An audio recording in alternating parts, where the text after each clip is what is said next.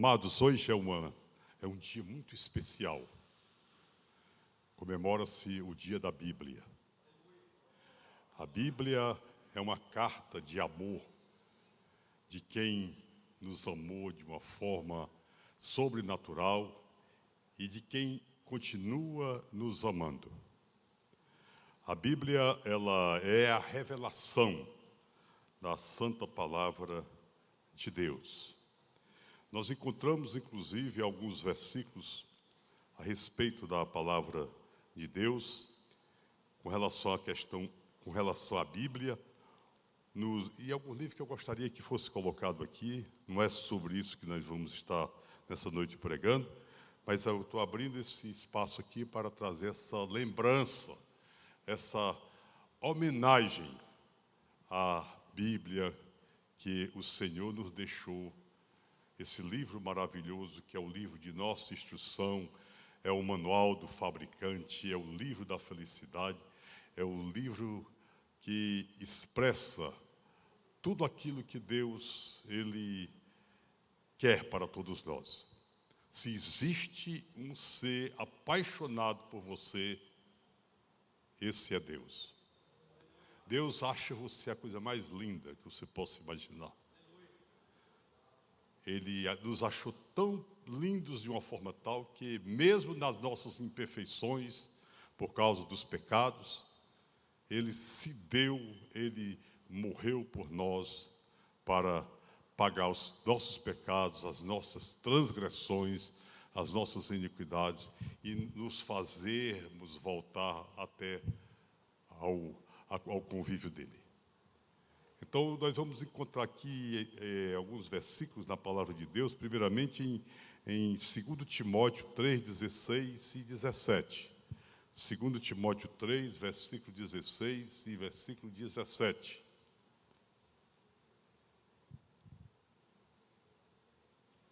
Preste atenção que aqui a palavra do Senhor nos é revelada. Diz a palavra do Senhor: toda a Escritura é inspirada por Deus e útil para o ensino, para a repreensão, para a correção, para a educação na justiça, a fim de que o homem de Deus seja perfeito e perfeitamente habilitado para toda boa obra. Então, de princípio, você vê que a palavra de Deus não é invenção de homens. O homem chegou ali, alguns homens chegaram ali, escreveram ao seu bel prazer. Não. A Bíblia, ela tem uma origem, e esta origem está no próprio Deus, que inspirou homens em tempos e datas diferentes, em lugares diferentes, homens de condições diferentes, de classe social diferente, para trazer então a revelação, essa revelação de Deus. Eu vou pedir ainda que você coloque 2 Pedro, capítulo 1, verso 20 e 21. 2 Pedro, verso 20 e 21. 1 Pedro 1, verso 20 e 21.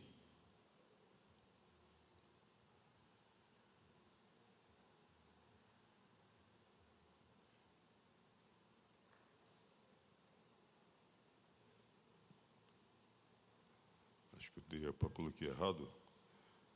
2 Pedro 1. 2 Pedro 1.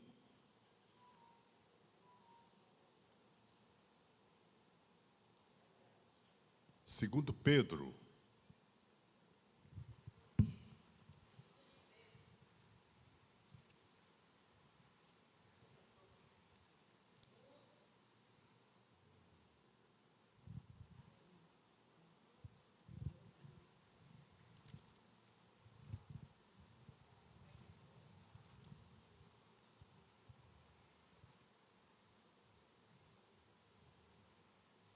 Pedro 1.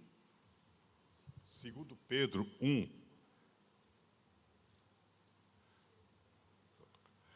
A palavra diz assim, porque nunca jamais qualquer profecia foi dado, por quê? Por vontade humana. Entretanto, homens santos falaram da parte de Deus, movidos por quem? Pelo Espírito Santo. Assim como no meio do povo surgiram falsos profetas, assim também haverá entre vós.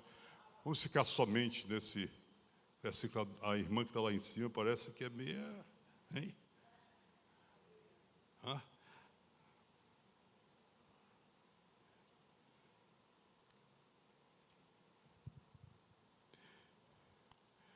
Vou pegar aqui na minha versão aqui.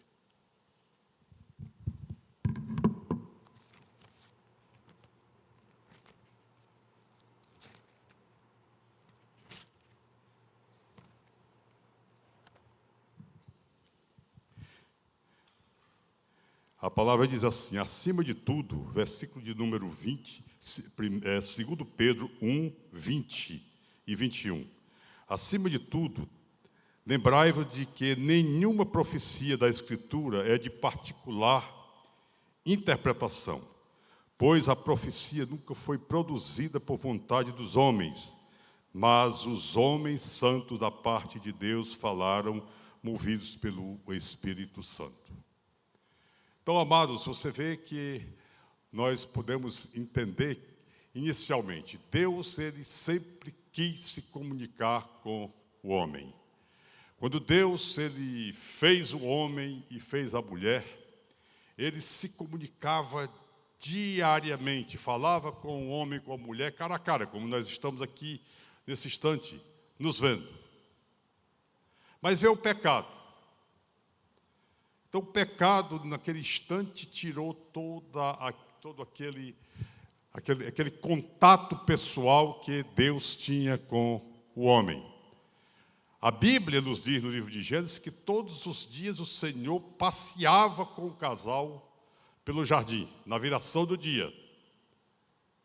Mas o pecado interrompeu aquele passeio, aquele contato pessoal, o olho a olho. Mas uma coisa, certo, Deus não havia tirado.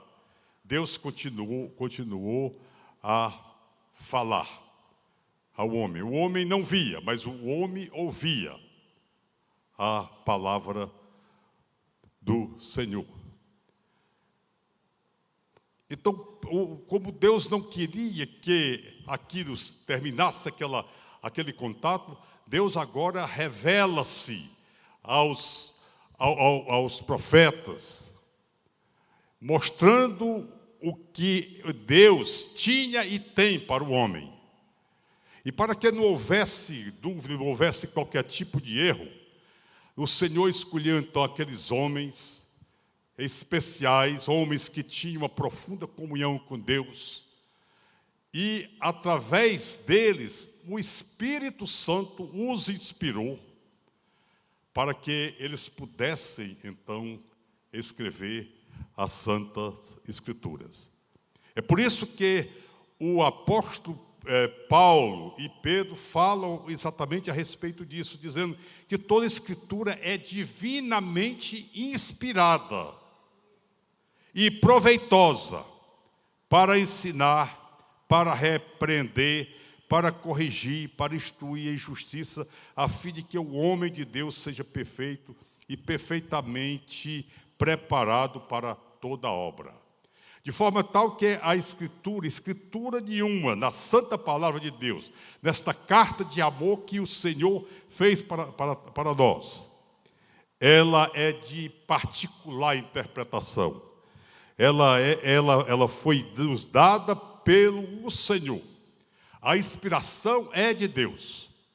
Nós temos essa palavra. A palavra revelada, a palavra que foi inspirada.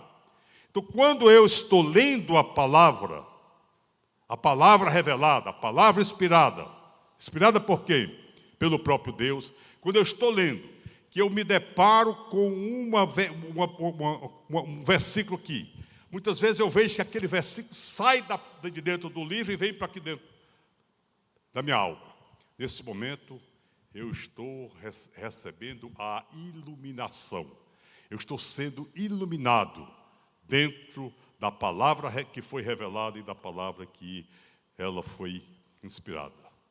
É por isso que nós não podemos negligenciar a leitura sistemática da palavra de Deus. Quem faz isso é um louco, é um nécio, é aquele que realmente não entende que este Deus, Ele escreveu esta carta de amor para você. No meu tempo de jovem, não existia a internet,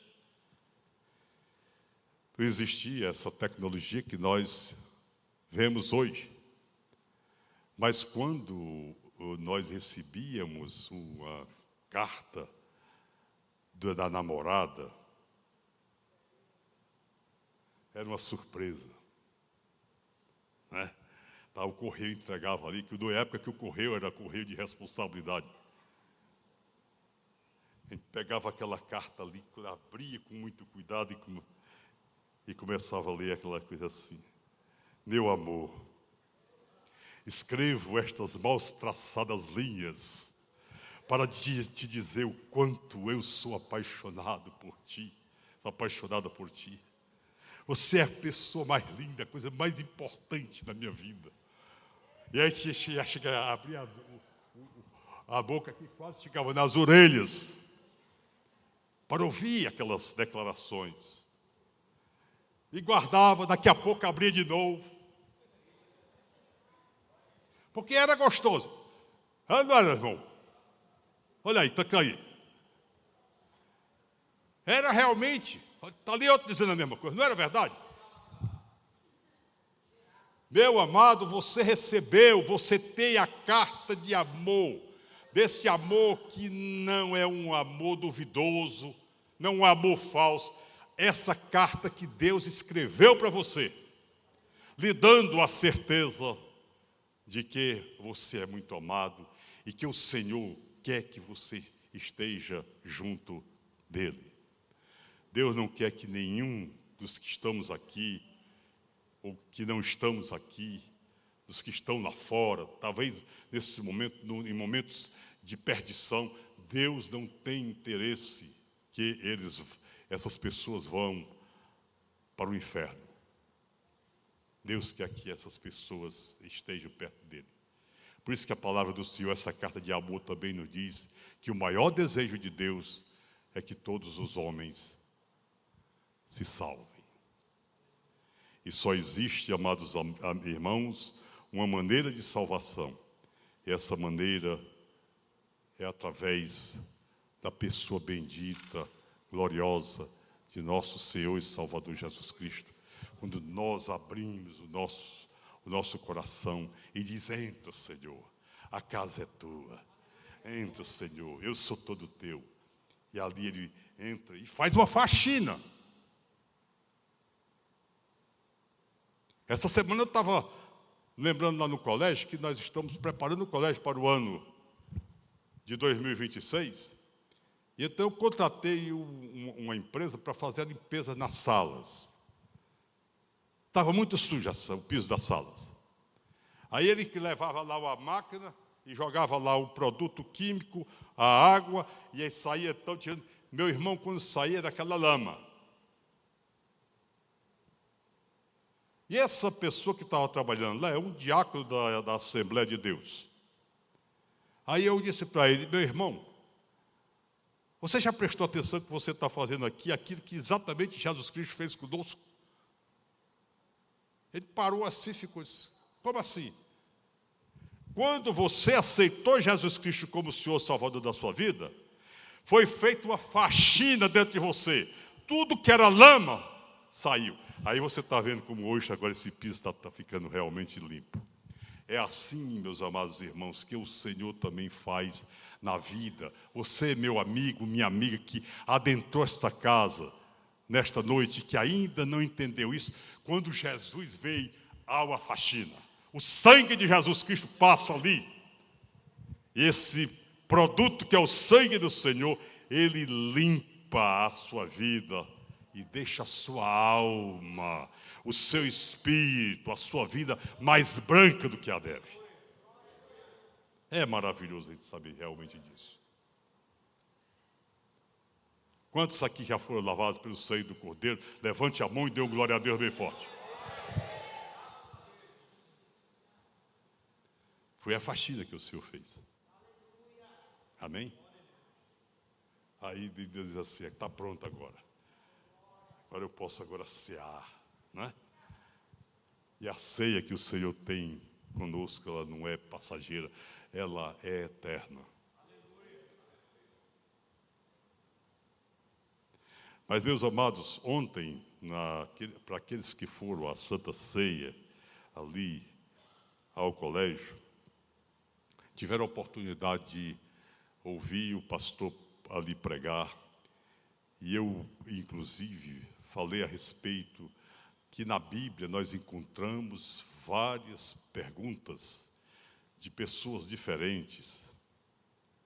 Perguntas que eu até disse assim, são perguntas interessantes, perguntas pedagógicas, perguntas cognitivas, que nos levam à iluminação daquilo que nós precisamos, e até então, quando nós nos achávamos em trevas.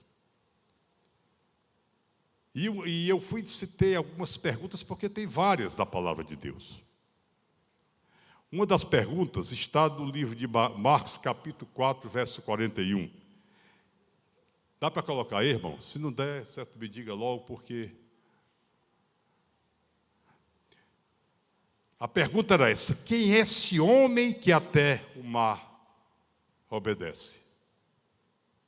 Quem é esse homem que até o vento e o mar lhe obedecem? Isso aconteceu quando Jesus Cristo acalmou aquela tempestade. E os discípulos que estavam com ele no barco disseram: mas quem é este homem que até o vento e o mar obedecem? É uma pergunta interessante.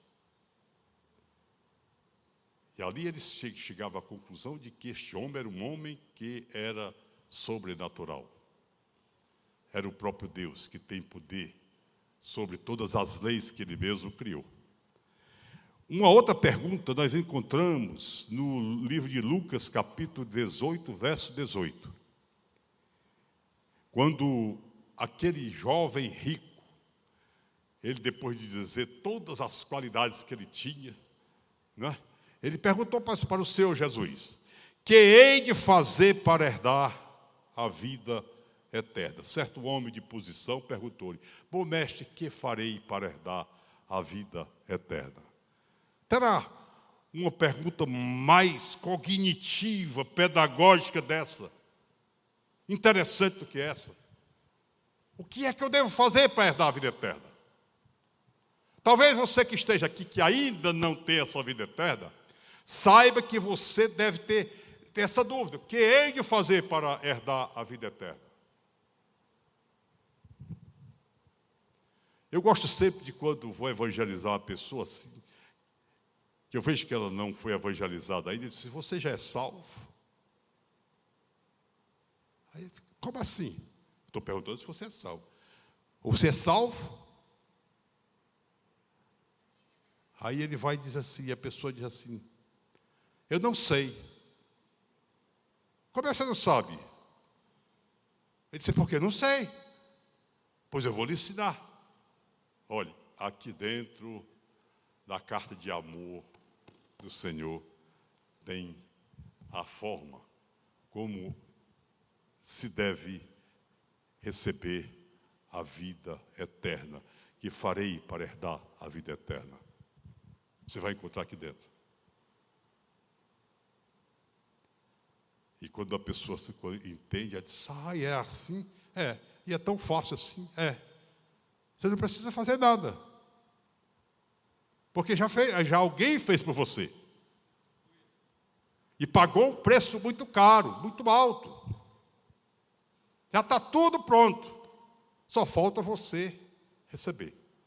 Abrir seu coração e receber essa herança. É a vida eterna. Vamos ver uma outra pergunta bastante interessante. Foi acontecer na cidade de Filipos, capítulo 16, verso 30, de Atos dos Apóstolos. Foi quando Paulo e Silas estavam presos na cidade de Filipos por causa da pregação do Evangelho, da pregação de quem era aquele que realmente é o verdadeiro Salvador.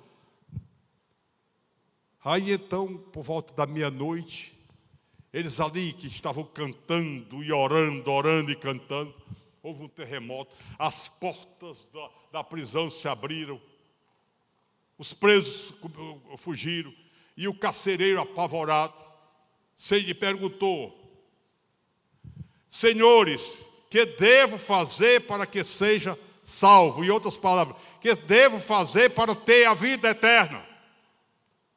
A resposta você encontra no versículo seguinte, verso de número 31. Eles responderam o quê? Crer no Senhor Jesus e será salvo tu e a tua casa. Por quê? Tua casa. Porque quando uma luz chega no meio das trevas, ela ilumina tudo aquilo que está em treva, na escuridão. Então você que está aqui nesta noite, saiba que você talvez seja a única luz, o único luzeiro dentro da sua casa. E a palavra do Senhor se cumpre. É salvo você e toda a sua casa. Então, testemunhe, pregue. Seja esse pregador vivo dentro da sua própria casa. Porque eles estarão vendo você. Vamos a uma outra pergunta bastante interessante, que foi, inclusive, a base do sermão que ontem à noite eu preguei ali na Santa Ceia, no Colégio Pleno. Está em Mateus capítulo 2, verso 22, verso 2. Mateus 2, verso 2. Eram os magos. Eu só faço me lembrar do nosso coral, né? As mulheres perguntando: que alegria é essa de vocês, magos? Hein? Era alegria, que eles estavam movidos de muita alegria, não era verdade? Hein? Os magos estavam a caminho de Belém, porque uma estrela apareceu lá. E essa estrela saiu iluminando o caminho deles. Era o GPS de Deus. Aí falei GPS, olha, GPS já teve isso há quantos anos? O GPS de Deus conduzindo os magos até o lugar onde haveriam de encontrar o recém-nascido, o bebê. Aí então ele diz assim: onde está? Eles chegaram lá em Jerusalém e perguntaram: onde está o recém-nascido rei dos judeus? Porque vimos a sua estrela do Oriente e viemos para adorá-lo. Interessante, amados irmãos, é que essa notícia chegou ao palácio do rei Herodes. E o rei Herodes procurou saber daquilo. A estrela, ela parou ali. O GPS deu uma parada ali. Aí então o Herodes chama os magos, indagam-se dele e disse assim: faça o seguinte, quando vocês chegarem lá que encontraram o menino, venham aqui e me diga, porque eu também quero adorá-lo. Era coisa de político, que queria então era matar aquele menino porque era o rei dos judeus. É interessante, amados irmãos, é que depois que ele sai da presença do rei Herodes, a estrela volta a iluminar. O GPS de Deus volta a iluminar até eles chegarem aonde encontraram o recém-nascido Jesus Cristo. Isso, meus amados irmãos, eu posso dizer também que nesse instante que nós vamos encontrar uma Pergunta agora, feita diretamente por um homem sábio a Jesus Cristo. Coloque aqui João 3, do versículo 1, e nós vamos trabalhar em cima desse texto. Uma pergunta feita por um homem sábio. Mas antes eu quero dizer uma coisa para todos vocês. É uma verdade. Os que se deixam instruir tornam-se mais sábios. Olhe para o seu irmão e diga assim: aqueles que se deixam instruir tornam-se mais sábios.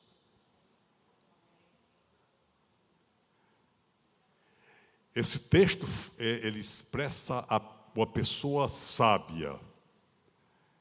Era o homem chamado Nicodemos. Era príncipe dos judeus. Ele tinha um profundo conhecimento do judaísmo, tinha um profundo conhecimento da palavra de Deus no Antigo Testamento. Ele sabia as leis de Moisés, sabia os livros históricos, daquilo que estava nos livros históricos, sabia a respeito dos salmos, de provérbios, de cantares, de Eclesiastes, sabia daquilo que os profetas profetizavam. Então era um homem muito instruído, fazia parte do Sinédrio dos judeus, o Supremo Tribunal dos judeus na época. Então este homem, ouvindo a Jesus falar, Jesus, ele transmitia a palavra e certamente dizia: olha, para que tu herdes o reino de Deus, para que tu recebas o reino de Deus, tu precisa nascer de novo. Chegava para outra, Shirley, para que você tenha o reino de Deus, é necessário você nascer de novo. Castelo, se você quer o reino de Deus, necessário vos é nascer de novo. Era aquilo que Jesus Cristo estava pregando pela cercania de Jerusalém e na própria cidade de Jerusalém. Então Nicodemos ouviu daquilo.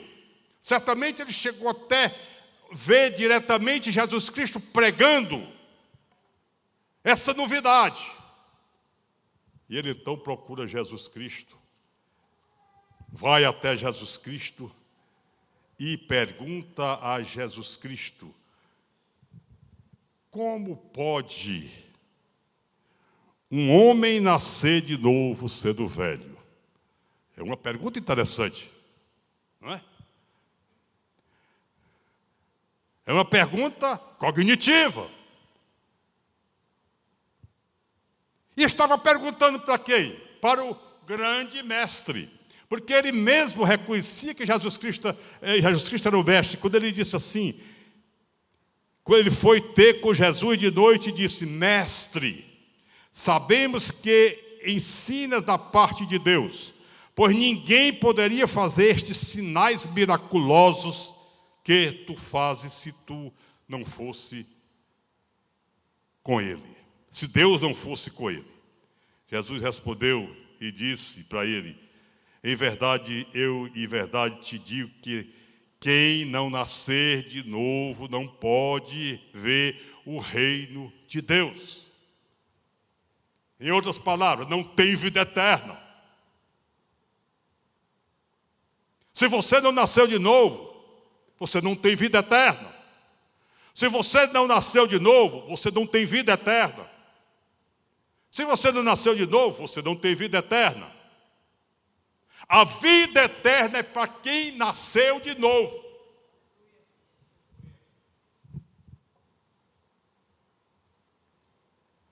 Aí ele faz uma pergunta, mais uma pergunta, dentro da pergunta que ele fez: como pode um homem nascer sendo velho?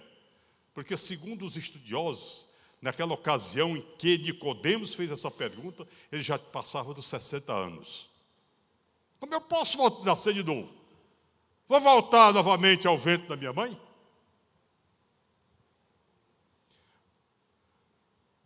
No dia que a minha neta, mas a minha neta caçula nasceu, eu tive a oportunidade de ver pelo o vidro lá da maternidade, o médico, certo, tirando a parte cesárea, estava lá o Joel, o médico, as enfermeiras, todinho, e nós estávamos ali naquela expectativa de ver aquela lindeza que certamente eu torcia que fosse parecida com o avô, como na realidade ela é.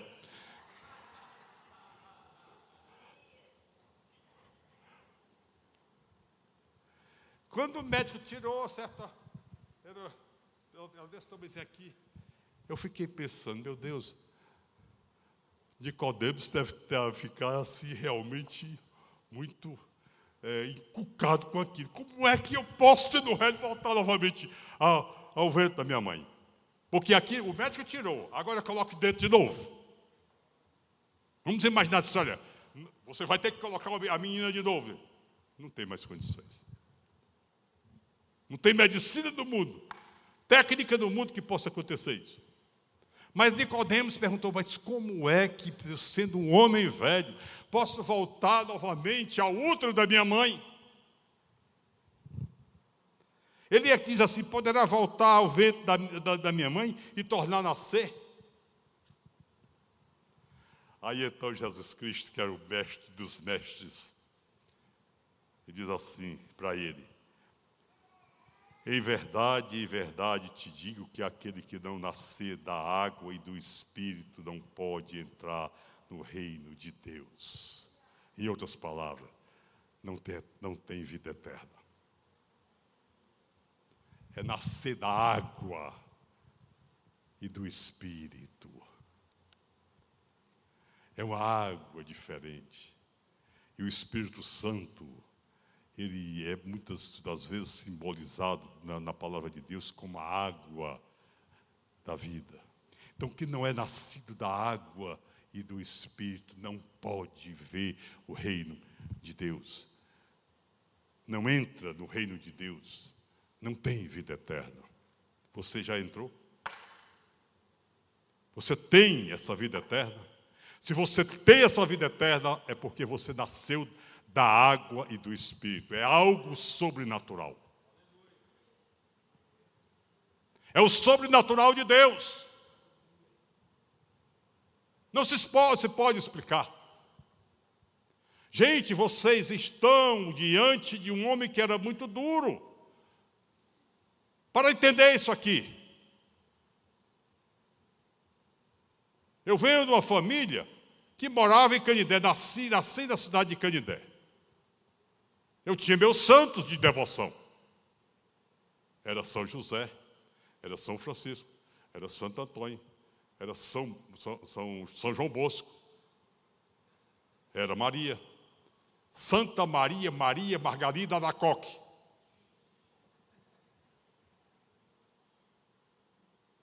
Então eu não podia entender isso aqui. Quando comecei a ser instruído da palavra, que os pastores que me evangelizaram disseram, necessário vos é nascer de novo. Eu não entendia isso. Não aceitava. Mas quando eles disseram aqui, o nascimento da água e do Espírito, é um nascimento sobrenatural. No dia em que eu recebi a Jesus Cristo, quando eu recebi esse novo nascimento da minha vida, que é algo que acontece do alto da cabeça à planta dos pés, aqui por dentro, eu passei a usufruir, irmão Castelo, de uma tremenda paz, aquela paz que o apóstolo Paulo fala na carta aos Romanos, reconciliados, pois com Deus tendes paz. É uma paz que você não consegue imaginar o que dá vontade até da gente voar.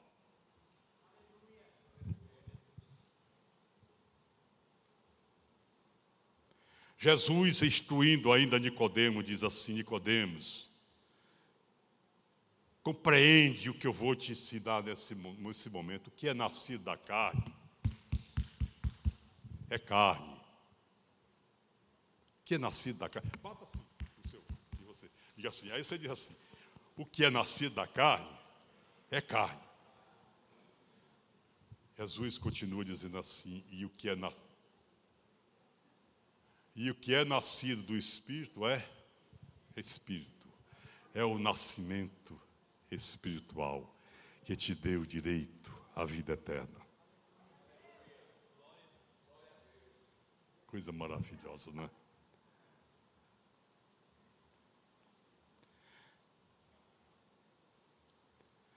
Não te maravilhes, ó Nicodemos, de te dizer, necessário vos é nascer de novo. Está vendo a insistência de Jesus Cristo? Nicodemos, não te maravilhes. Você tem que nascer de novo. E esse nascimento é o nascimento da água e do Espírito. É o nascimento espiritual. Não te admires. Você está competindo comigo, né? Não te admires de eu te dizer, importa-vos nascer de novo. Vamos lá. Agora pode pular. Aí ele faz então aqui uma metáfora para comparar esse tipo de nascimento quando ele usa assim, ó Nicodemos, eu vou te explicar aqui de uma forma que talvez você vai entender. Porque você não está entendendo de onde é que vem isso, esse novo nascimento. Ele vai dizer assim, o vento sopra onde quer. Ouves a sua voz, mas não sabe de onde ele vem, nem para onde ele vai. Assim é todo aquele que é nascido do Espírito. Você chegando no aeroporto, ou em qualquer campo de pouso, você vai encontrar lá uma coisa que chama-se biruta. Uma hora a biruta está para cá, outra hora está para lá, outra hora está para cá. Por que tem aquela biruta? Para orientar o piloto na descida, na aterrissagem do avião. Por que ela está assim? Porque eles não sabem de onde é que o vento vem, nem para onde ele vai. Assim, o Jesus Cristo usou essa metáfora para dizer a Nicodemos, Nicodemos, o vento sopra onde quer. Ouves a sua voz, mas não sabe de onde vem, nem para onde vai. Assim é todo aquele que é nascido do Espírito. Que coisa maravilhosa, é todo nascido do Espírito. Você pode, nesta noite, que está aqui, sair daqui com este novo nascimento. Com uma identidade diferente. Com um registro de nascimento diferente. O registro registrado seu nome no livro da vida do Cordeiro no céu, no cartório do céu.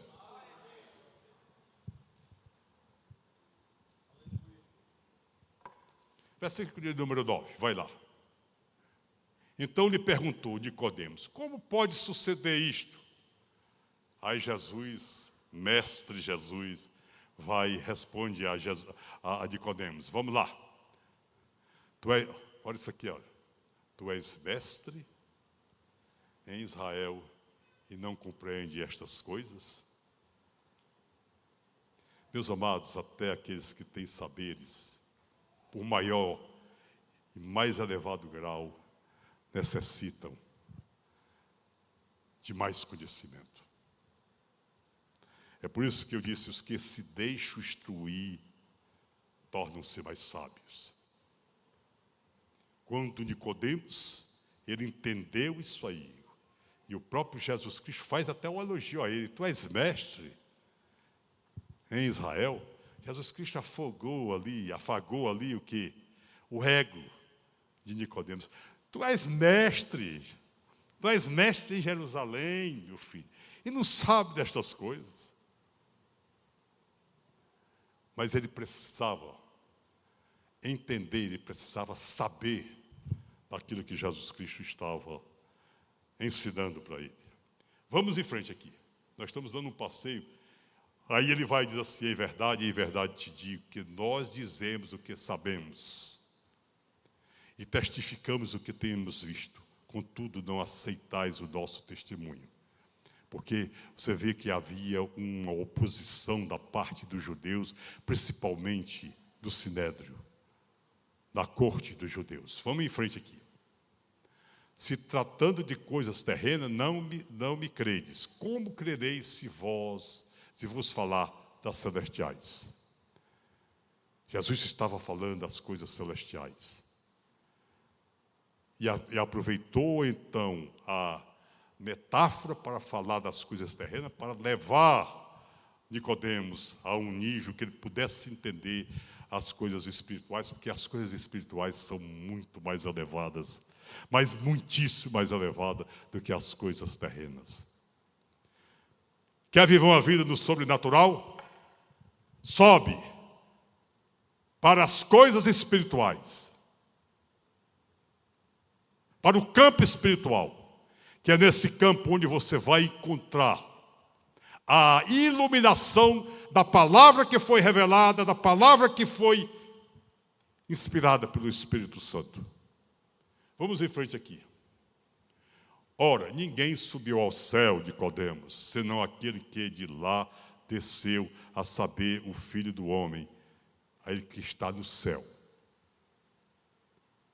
Só quem subiu ao céu é aquele que do céu desceu, que é Jesus Cristo.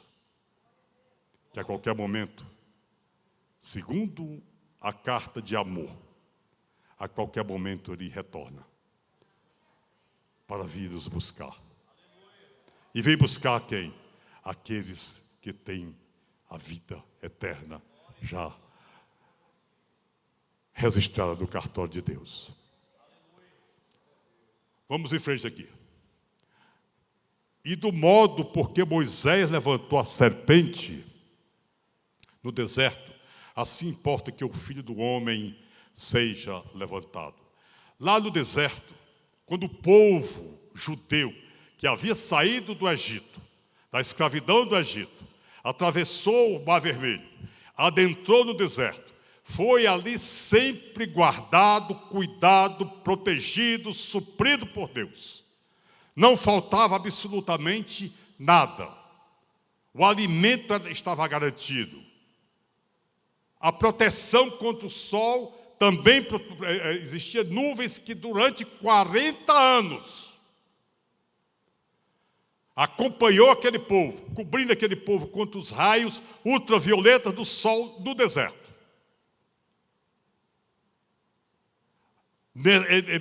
Reclamaram de que faltava carne, Deus providenciou carne, mas todos os dias estava ali o maná.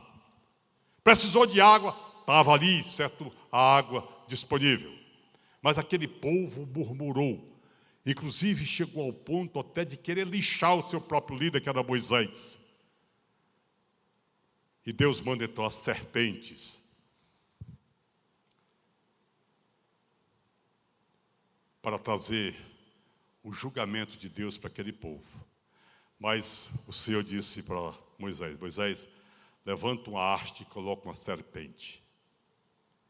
Todo aquele que olha para essa serpente será livre das mordidas, das cobras, das serpentes. Por que, meus amados irmãos, levantou? Estava lá a serpente. A serpente estava ali expressando o pecado do homem, daqueles homens do deserto. Jesus usa lá o Antigo Testamento, lá do livro de Êxodo, e diz assim, Nicodemos, eu agora vou te instruir o que está escrito na palavra de Deus, aquilo que eu te disse assim, tu és mestre em Jerusalém, não sabe destas coisas, pois eu quero te ensinar. Do mesmo modo que Moisés levantou a serpente no deserto, assim importa que o Filho do Homem seja levantado. Amados, quando Jesus Cristo foi levantado daquela cruz, estava ele pendurado naquela cruz. O profeta Isaías diz que não havia formosura. Era uma pessoa que tinha recebido toneladas e toneladas e toneladas e toneladas, montanhas de toneladas de pecado de todos nós. Você não podia contemplar o Filho de Deus, aquele homem perfeito, aquele homem bonito. As pessoas que olhavam para ele pasmavam, assobiavam, não davam valor nenhum, porque ali, posso dizer até uma expressão bem chula, ali estávamos diante de um monstro. Mas monstro por quê? Porque o teu pecado, o meu pecado, o nosso pecado, estava gravado sobre ele. É por isso que o profeta Isaías, no capítulo 53, ele diz: verdadeiramente ele tomou sobre si os nossos pecados, as nossas transgressões, as nossas iniquidades. Ele levou sobre si. O castigo que nos traz a paz estava sobre ele, pelas suas pisaduras, pelos seus sofrimentos. Nós fomos sarados.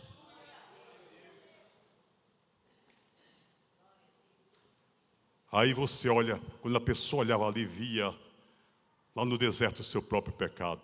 Quando você olha para Jesus Cristo, amados irmãos, você vê que Ele cravou nele o teu pecado de adultério, o teu pecado de lascívia, o teu pecado de prostituição, o teu pecado de impureza, o teu pecado de mentira, o teu pecado do roubo e muitos outros pecados. Estava tudo sobre ele. Até ele dizer: Pai, perdoa-lhes, eles não sabem o que fazem. Pai, está consumado. O que eu vim fazer aqui, que nós programamos no nosso laboratório, no nosso ateliê da eternidade, está consumado. Em tuas mãos eu entrego meu espírito.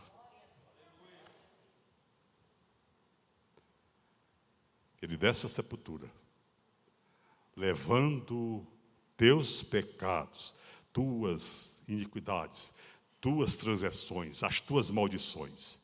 3 dias da sepultura. O castigo que nos traz a paz, ele levou sobre ele.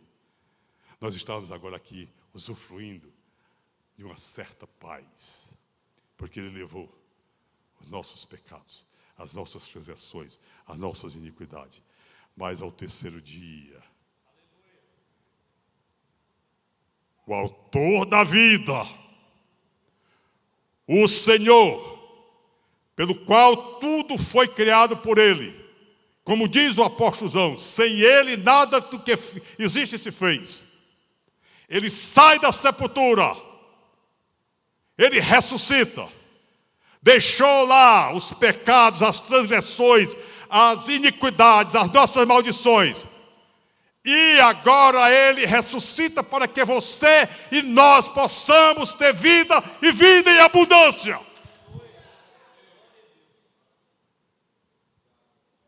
Só um louco, um nécio, não aceita isso da sua vida. Quer continuar do jeito que está? Sirva-se. Mas você está em sofrimento desse lado da eternidade quando passar para o outro.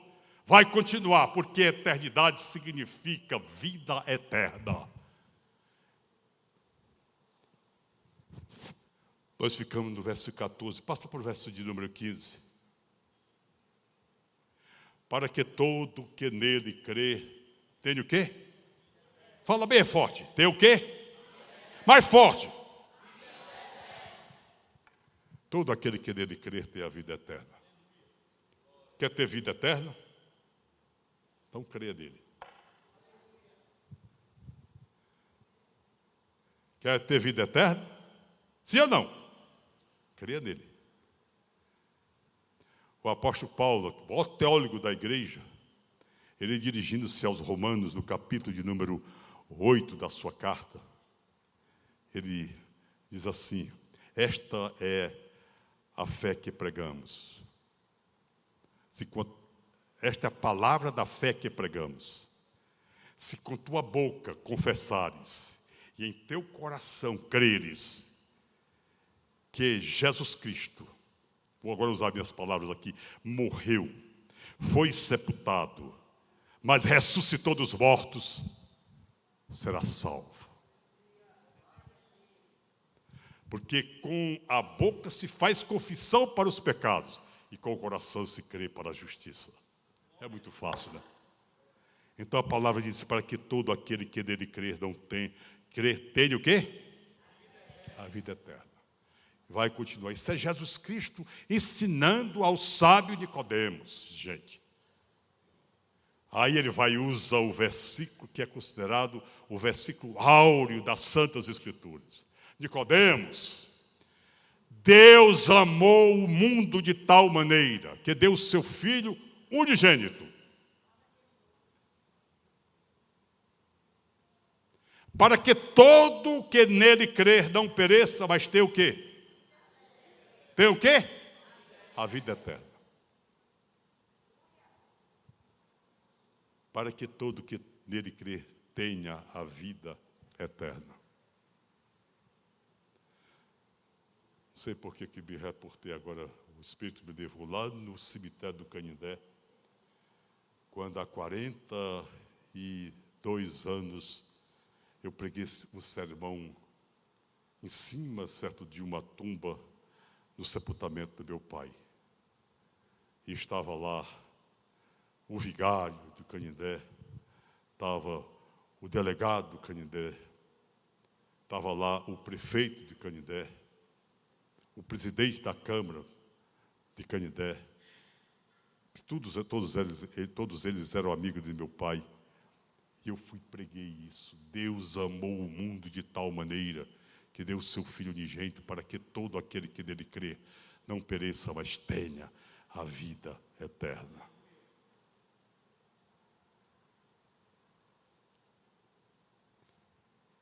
Quer ter a vida eterna? Creia em Jesus Cristo. O aceite como Senhor e Salvador da sua vida. Continua, vamos ao último versículo agora que nós vamos estar. Porquanto Deus enviou o seu Filho ao mundo, não para que julgasse o mundo, mas para que o mundo fosse salvo por ele. Meu amado,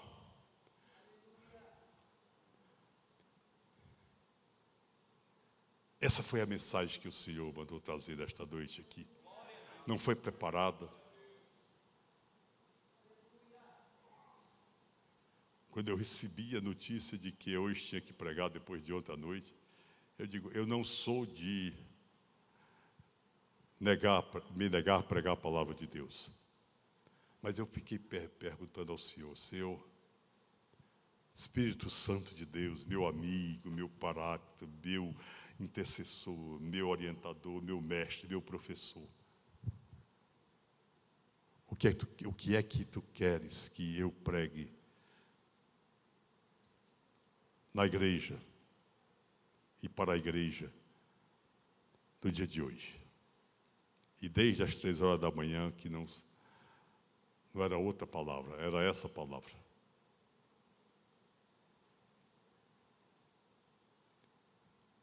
Minha mulher colocou, inclusive, certo, um livro lá, Sermões Evangelísticos, do Dr. Lloyd Jones, que eu admiro muito. Deixou lá em cima, entendeu? Porque ela sabia que eu ia ter a curiosidade de ver. Eu já li esse livro, Sermões Evangelísticos, de Lloyd Jones. Eu li e o Espírito Santo disse assim, foi bom você ler, mas não é esse. Você vai pregar sobre a vida eterna ensinada a Nicodemos. E aqui nesta noite eu quero dizer a você, meu prezado amigo, se existe alguém aqui nesta noite que foi trazido certamente pelo Espírito Santo para ouvir essa mensagem, o Espírito Santo falou para você, está falando para você, que você tem direito à vida eterna, mas para ter esse direito, precisa crer que Jesus Cristo morreu por você, morreu para pagar os seus pecados, as suas transgressões, as suas iniquidades. E eu pergunto nesse instante, eu não sei se tem alguém aqui ainda que não recebeu a Jesus Cristo como Senhor e Salvador da sua vida. Se tiver, levante assim a mão para que eu possa conhecer. Tem alguém nesta noite? Todos que estamos aqui somos salvos, sim ou não? Os que são salvos, levante a mão. Bem alto. Quem é salvo, levante a mão.